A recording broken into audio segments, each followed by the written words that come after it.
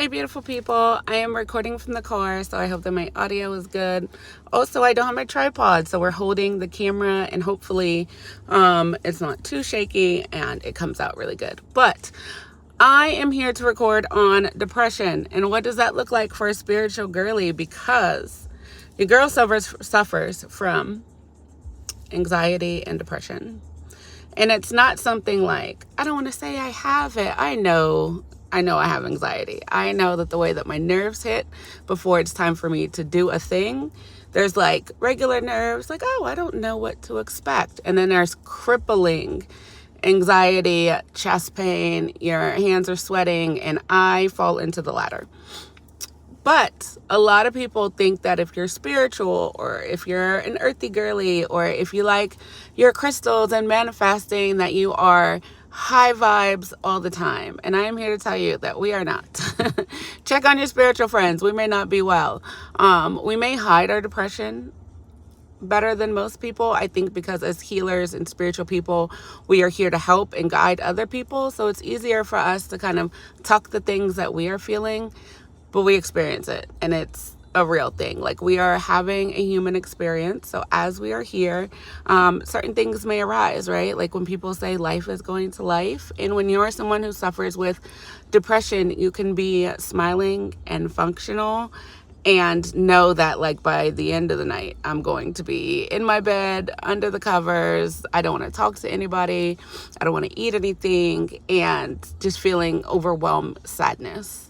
I do have my practices that I use to get me out of my depression and out of my anxiety, whether it's saging, journaling, taking a spiritual bath. But then there are days that I don't want to do none of that. There are days where I want to sit and honor these feelings and see what they have to tell me. Sometimes my depression is because I'm thinking too much about the past. Sometimes my depression is for maybe the life that I thought I was going to have, and sometimes that creeps in situationally.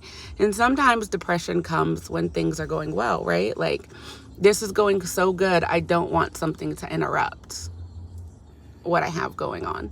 And so old cycles can continue to be in your mind to say, remember last time when this went well, this also happened. So yeah, everyone that looks like they're doing well, they might not be doing well. And then there's some people that have their anxiety and have their depression, and they know that it comes in cycles. Life ebbs and flows, and they know how to pull themselves out of it. They know how much time to spend in it. They know when to tap in someone to say, hey, this is lasting a little longer than it should. And if you don't know when to do those things or how to do those modalities, I'm here for you. Because again, I suffer quite a bit. I think I had anxiety as a teen, but especially being someone who's like a people pleaser and someone who wants to always be helpful, I feel like it is my job to look the part and be on all the time, even when I don't feel it. But especially after I became a parent, that parental anxiety, for some of us, it does not go away. It's not like once your baby is like out of the infant stage and, you know, like all the things are well, postpartum, whether you had it and it came or went or didn't, and you're just like, whew, okay, we're good. The baby's walking, like all the things. Some people, they feel better. Some people, they just feel better when their baby's like outside of their body physically, and they can see like he can breathe and he's gaining weight and hitting milestones. And for some of us, we have crippling fear and anxiety when our kids do regular things like walk to the bus stop, and you think about all the things that could go wrong.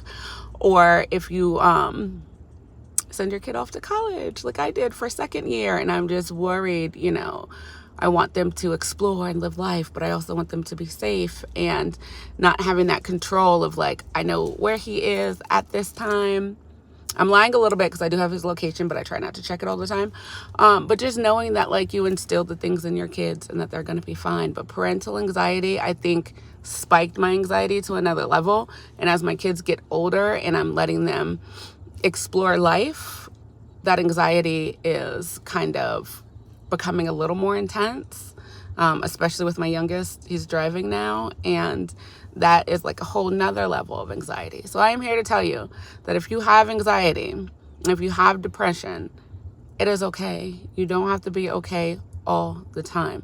Learn different modalities that can help you when you are deep in an episode.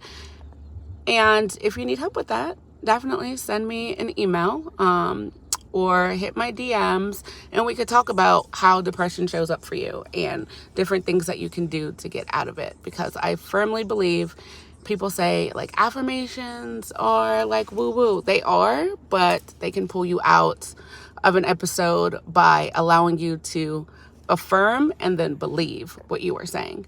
So one of the things that I say every morning is I expect good things to happen to me today. And that is a true statement. When I first said it, I was like, but I hope. Now I expect good things to happen to me today. And I really do. So I am here to help you. I am here to guide you, not only in your spiritual, but in this 3D experience that we're having as humans. So my name is Latoya. I'm a level 2 Reiki practitioner, and I am so glad that you have found me.